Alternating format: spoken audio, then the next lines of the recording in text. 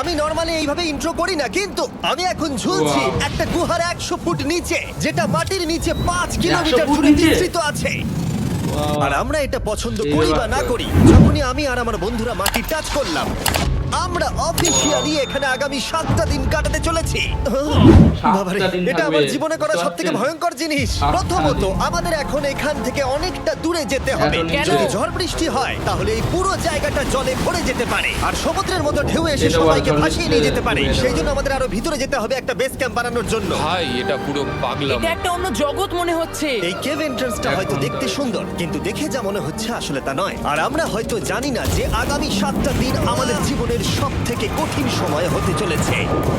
সব থেকে বাজে ডিসিশন। ঠিক আছে, আর কিছুক্ষণের মধ্যেই অন্ধকার হতে চলেছে। ক্যাম্প না করলে আমরা বিপদে পড়বো। আমরা কোথায় যাচ্ছি সেটা কি বলবে? আমাদের ক্যাম্প সেটআপের জন্য একটা ফ্ল্যাট গ্রাউন্ড খুঁজতেই হবে। কেভের ভেতরে ঢোকার পরে আমরা এমন একটা জায়গা খুঁজে পেলাম যেটা অনেকটা উঁচুতে থাকায় আমরা জল থেকে সুরক্ষিত থাকতে পারবো। তার মানে এটা ক্যাম্পের জন্য পারফেক্ট। পারফেক্টটা একটু বেশি হয়ে গেল। মোটামুটি বলা যেতে পারে। ঠিক আছে, ক্যাম্পের জন্য মোটামুটি। প্রথম দিনের বাকিটা আমরা কাটিয়ে দিলাম আমাদের জিনিসপত্র আনতে। প্রত্যেকটা ব্যাগের ওজন প্রায় 80 পাউন্ড। আর যেমনটা তোমরা ফুটেজে দেখছো, আমরা এটা করতে 4 ঘন্টা লাগিয়ে দিলাম। এখান থেকে যাওয়া খুব কঠিন। তারপরে আমরা সবাই বেস ক্যাম্পে ফিরে গেলাম। ঠিক আছে, আমরা এখানে লাইট লাগিয়ে দিলাম। আমাদের সব জিনিসপত্র হোম বেসে চলে এসেছে। একটু ক্যামেরাটা ওদিকে দেখাবে। ওদিকটা কিন্তু ভয়ানক অন্ধকার, আর সবসময় এরকমই থাকবে। তাই আমরা ক্যাম্পিং গ্রাউন্ডের জন্য খুব বেশি কিছু করতে পারলাম না। কটা ফুটো করে দড়ি টাঙিয়ে দিলাম। এটা ধরো আর ওঠো দেখি। মনে হচ্ছে আমাদের হ্যামকগুলো ভালোই সাপোর্ট পাবে। আর তারপরে আমাদের সার্ভাইভাল গাইড জোয়ের সাহায্যে আমরা হ্যামক টাঙালাম। এই সরু দড়িটা আমার হ্যামকটাকে ধরে রাখবে। হ্যাঁ। ডিনার খেয়ে আমরা প্রথম রাত্রি ঠান্ডার জন্য তৈরি হলাম। আমি মিথ্যে কথা বলবো না, আমি যতটা ভেবেছিলাম তার থেকে এই হ্যামকটা অনেক বেশি কমফোর্টেবল। এই আমি তো আমার চমকেই হাতটা তো গেছিলাম। বড় কেন ভাই?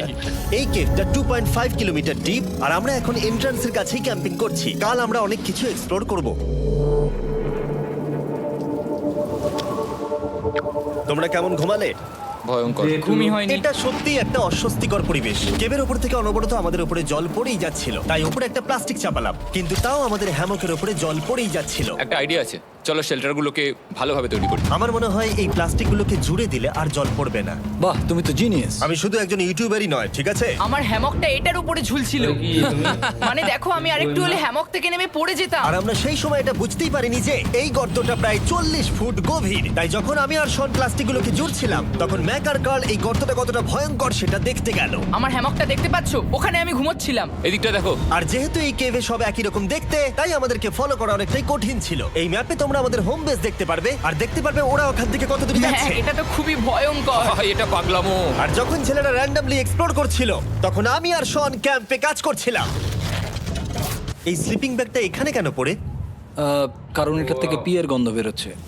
ইয়া, এটার থেকে শেখা উচিত স্লিপিং ব্যাগ ভাড়া নিতে নেই। আমরা স্লিপিং ব্যাগ কেন ভাড়া আমি- নিয়েছি? কেন আমি আমরা জানি না। স্লিপিং ব্যাগগুলো কিনে আনতে পারলাম না? আর তারপরে আমরা এই দুটো প্লাস্টিককে জিপ টাই দিয়ে জুড়ে দিলাম। কিছু মনে করো না, এই দড়িটার উপরে আমার জীবন বাজি আছে। আর তখন ওইদিকে ম্যাক আর কার্ল তখন ওই গর্তের মধ্যে। ও মাই গড, ম্যাক! আর শেষ পর্যন্ত ওরা একদম নিচে পৌঁছে গেল। এই! আমি তো ভাবলাম সবাই ক্যাম্প নিয়ে কাজ করবে। আমরা শুধু দেখাচ্ছিলাম জায়গাটা কতটা ভয়ঙ্কর। না পড়লেই হবে, তোমাদের স্কিল নেই। ভালোই নিচ্ছে না আচ্ছা, এদিকে। ঠিক আছে। আর যদিও ওদের এবার ফিরে আসা উচিত ছিল, কিন্তু কাল আর ম্যাক এই যে এটা কতটা বাচ্চা। গভীর সেটা দেখানোর চেষ্টা করলো। ভাই এটা দেখতে দারুণ লাগছে। তুমি কি নদীটাকে পার করতে পারবে? হ্যাঁ, আমি পারবো। কিন্তু ওরা এটা জানে না যে এই রিভারটা এই কেভের গোটাটাই জুড়ে আছে। তার মানে এর মধ্যেও আমাদের কিছুটা সময় কাটাতে হতেই পারে। ওই তো ওরা এসে গেছে। এসো। তোমরা রান্না করে রেখেছো তো? হ্যাঁ, রান্না করেছি। ঠিক বলেছ। একটা নতুন বাড়ি, ঠিক বলেছি তো? একদম। এখন আমাদের একটা ছাদ আছে। আর এটা তো দারুণ। জিমি রান্না বেশ ভালোই আর করেছে। আমরা আমাদের ফায়ার পিটটাকে এই সুন্দর জায়গাটাতে নিয়ে এসেছি। জায়গাটা কেমন? বেশ গরম। আরামদায়ক। এই পাথরগুলো গরমটাকে ধরে রাখবে এবং ওপর থেকে যে পি পড়ছে সেগুলোকে আটকে দেবে। ওটা পি নয়। তাহলে ওটাকে কি বলবো? যদি জানি না, হয়তো বৃষ্টির জল হবে বা না, এটা বৃষ্টি নয়, না, পাথর মানে ইয়ে তুমি- করছে। এই একটু উপরে দেখাও। তুমি মেঘ দেখতে পাচ্ছো? পাথর দেখা যাচ্ছে। এটা বৃষ্টি নয়, রক পি। Rock P. ঠিক আছে, রক পি। ঠিক আছে, এটা রক পি। আর একটা শুকনো রাত ঘুমিয়ে কাটাবার পরে আমরা ঠিক করলাম জো আমাদের সার্ভাইভাল এক্সপার্ট, তাকে নিয়ে আমরা কেভের শেষ প্রান্ত অব্দি যাব। Cave, cave! Cave, cave! Cave, cave! Cave! দেখা যাক আমরা কেভের বরাবর কতটা ছিল না। গভীরে যেতে পারি। তোমরা কিন্তু মনে রাখবে আমরা সবেমাত্র কেভের এন্ট্রান্সের দিকেই আছি, আর আমাদের ইচ্ছা এই কেভের শেষ প্রান্ত অব্দি যাওয়া, অবশ্যই না মরে গিয়ে। ও মাই গড, এটা তো খুবই স্টিফ। আরে এটা তো সবে শুরু। আমরা কেভের আরো গভীরে এসেছি। তোমরা সবাই সাবধানে আসবে। এটা খুবই ছোট জায়গা, আমার মনে হয় না এখান থেকে আমি যেতে পারবো। কেভ এক্সপ্লোরের ইন্টারেস্টিং জিনিসটা হলো যা হোক করে আমাদের এই ছোট্ট ফাঁকগুলোর মধ্য দিয়ে এগিয়ে যেতে হবে। ও মাই গড, খুব মাঝে ছোট কত জায়গা। নিচে তারপরে গিয়ে খুব ভিডিও বড় বানানো একটা শুরু জায়গা করছে। আসবে, সেটা এতটাই বড় যে কিছু না দেখতে পাওয়ার জন্য এটা করতে হলো। ও মাই গড। এবার আমি সব দেখতে পাচ্ছি, এটা Wow! দুর্দান্ত। আলোটা সেই এটার তো অনেক আলো। দারুণ আলো। ভাই জায়গাটা কতটা সুন্দর দেখো। এই রং মশলা মতো বাজির মতো। বাপরে কি আলো, আমি তো তাকাতেই পারছি না। আমি তো অন্ধ হয়ে যাব মনে হচ্ছে। এ বাবা, এটা কি হলো? আমরা বোধহয় ঠিক মতো এটাকে ব্যবহার করতে জানতামই না। চলো এগিয়ে যাই, আর তাই আমরা এগোতে থাকলাম। এই যে এই জায়গাগুলো, এগুলো খুব ভালো ধরার এখানে? জায়গা। এগুলো ধরে এখান থেকে পা ঘুরিয়ে চলে আসতে পারবে। এইভাবে কি? হ্যাঁ, একদম পারফেক্ট। জো সব থেকে ভালো কেভ গাইড। এভাবে কেউ গাইড করতে পারবে না। ঠিক আছে, এইবার ব্যাপারটা ইন্টারেস্টিং হবে। কি? এটা কি? এখান থেকে আমাদের ওয়েট শুট পরে সাঁতার কেটে যেতে হবে। গতকাল ম্যাক আর কার্ল এটা নিয়ে মজা করছিল, কিন্তু এই কেভে আমাদের পরের অ্যাডভেঞ্চারটা ছিল একটা প্রায় জমে যাওয়া নদীর মধ্যে। ও মাই গড, এটা তো পাগলামি! তার মানে আমাদের ওয়েট শুট পড়তেই হবে যাতে আমাদের হাইপোথার্মিয়া না হয়। আমরা এটা কেন করছি? এই এক্সপেরিয়েন্সটা তো জীবনে একবারই হবে। এটা করলে হয়তো আর নাও বেঁচে থাকতে পারি। আমাদের এই কেভের শেষে পৌঁছতে হলে আমাদের এই নদীর মধ্য দিয়ে, এই ছোট্ট ফাঁকগুলোর মধ্য দিয়ে সাবধানে ধীরে ধীরে এগিয়ে যেতে হবে। আস্তে আস্তে নামো, স্রোতের কারণে পা পেছনে টানতে পারে। ঠিক আছে, আমি তাহলে নামছি। তুমি ওই দেয়ালগুলো ধরে ধরে এগোতে থাকো আস্তে এটা তো আস্তে। খুব ঠান্ডা। তুমি পারবে জিমি। জানি না এখানে ঢুকতে পারবো কি না। জিমি, এবার তুমি জল থেকে উঠে দাঁড়িয়ে পড়ো। এটা সত্যি একটা পাগলামি। এখানে কি পাথরের মধ্যে ঠান্ডা! দিয়ে। যখন তোমরা খুব ঠান্ডা জলের মধ্যে থাকবে তখন একটা পাথরকে ধরে এগিয়ে চলা খুব কঠিন হবে। ও মাই গড, এটা সত্যি পাগলামি। এই ঠান্ডা ম্যান, না? গার্ড, চলে এসো। আমার ভয় লাগছে। ঠান্ডা। চলো চলো, পারবে। এগোতে থাকো, পেছন দিকে তাকিও না। একবার দেখো আমরা কি করছি। কিন্তু এই বাধাগুলো এতটা কঠিন ছিল না সামনে যা আসতে চলেছিল তার তুলনায়। আমরা পেরেছি।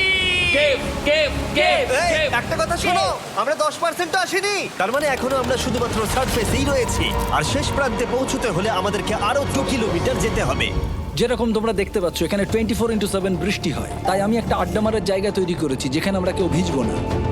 আমি ভাবছি আমি যদি এটা না বানাতাম তাহলে কি হতো। আমি নিশ্চিত যে ওদের একটা ভেজা পাথরের উপর শুতে হতো। আমাদের ক্রমাগত এগিয়ে যেতে হবে এবং শরীরটাকে ভিজে রাখতে হবে। ঠিক আছে। নইলে আমাদের শরীরের তাপমাত্রা কমে এটা যাবে। এতটা কঠিন কেন? সব থেকে বাজে ব্যাপার হলো আমরা যতটাই দিকে এগোবো ততটাই আমাদের পিছন দিকে ক্যাম্পে ফিরতে হবে। আমাদের পরের বাধাটা হয়তো জলের মধ্যে নয়, কিন্তু তার মানে এটা নয় যে সেটা সহজ হবে। আরে এটা কি মাকড়সার জাল? কিন্তু আমি মাকড়সা দেখতে পাচ্ছি না তার কেন? মানে ওটা আমাদের উপরে আছে। আরে তোমার গায়ে, তোমার গায়ে। আমার বন্ধুরা কত বাজে। এই গেমটা মিস্টার বিস ভিডিওর মতো, যত এগোবে ততই কঠিন হবে। সত্যি কথা বলতে যদি আমাদের সাথে জো না থাকতো আমরা মরেই যেতাম। আর 3 ঘন্টা পরে জো আমাদের জন্য একটা বাজে খবর নিয়ে এলো। জল অনেকটা বেড়ে গেছে আর আমরা অনেকটা সময় লাগিয়ে ফেলেছি, তাই আজকে আমাদের আবার ক্যাম্পে ফিরে যেতে হবে। আমি মানবো না। তুমি সেফটি এক্সপার্টের কথা অমান্য করতে পারো না। আমি এটা মানবো না। সত্যি কথা বলতে আমাদেরকে ফিরতেই হতো, কারণ এর আগে আমরা শুট করতে অনেকটাই সময় নষ্ট করে দিয়েছি। তারপর ফ্লেয়ার নিয়ে খেলেছি, তাই আমরা ফিরে যাচ্ছি আর এই মিশনটা আমরা পরের দিন আবার শুরু করব। শন, আমরা এসে গেছি। আরে তুমি এখানে কি করছিলে? এখন তোমরা কেউ ভিজবে না। আমি তো জানতামই না এই লাইটগুলো আমরা এনেছি। এগুলো কনফাইনমেন্টে কাটিয়েছি, কবরে কাটিয়েছি, 7 দিন রাফটে থেকেছি, কিন্তু সত্যি কথা বলতে এটা সবার থেকে বেশি কঠিন ছিল, কারণ সব সময় ভিজে, ঠান্ডা, প্রত্যেক মুহূর্তে এই পাথরগুলো শরীরে ব্যথা দিচ্ছে। বেশিরভাগ সময়টাই এই কেভটা দুঃস্বপ্নের মতো ছিল, কিন্তু তোমার আর আমার মধ্যে। জিমি! ইয়ো, গার্ড, আমাকে দেখতে পাচ্ছো? এটা পৃথিবীর সবথেকে উজ্জ্বল টর্চ। মজার মুহূর্ত অনেক ছিল। মাটির নিচে 300 ফুট গভীরে অভিযান চালানো থেকে আমাদের সবাই মিলে হ্যামক নিয়ে হাসাহাসি করা সবকিছুই এই অভিযানের অংশ ছিল। যেহেতু আমাদের সঙ্গ দারুণ, চলো তিমির মতো আওয়াজ করো। তাই এই ভিজ পাথুরে অদ্ভুত কেভের ট্রিপটা বদলে গেল আমাদের জীবনের সব থেকে সুন্দর মুহূর্তে।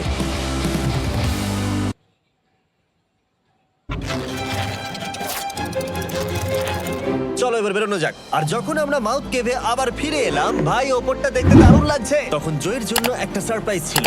বেরোনোর আগে জো, আমরা তোমার কাছে কৃতজ্ঞ। তাই এই নাও 50,000 নিউজিল্যান্ড ডলার্স, 10,000 করে প্রত্যেক জনের প্রাণ বাঁচানোর জন্য। Oh my God, thank you so much Jimmy. Thank you Joe. Love you, Joel! এবার আমাদের সব কাজ হয়ে গেছে, চলো বেরোনো যাক। 7টা দিন